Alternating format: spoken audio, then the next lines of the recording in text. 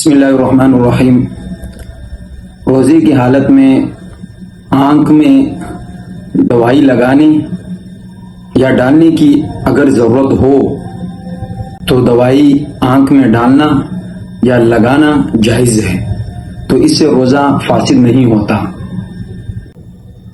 اور اگر کان میں دوائی ڈالی اور وہ پردے کے اندر چلی گئی تو اس سے روزہ فاسد ہو جاتا ہے۔ فقہاء کرام کے تصریحات کے مطابق کان میں ڈالی ہوئی دوائی دماغ میں براہ راست یا بواسطہ معدے میں پہنچ جاتی ہے۔ اسی طرح ناک میں ڈرپ ڈالنے، یعنی جب وہ ناک کی نرم ہڈی سے اوپر چلی جائے تو اس سے بھی روزہ فاسد ہو جاتا ہے۔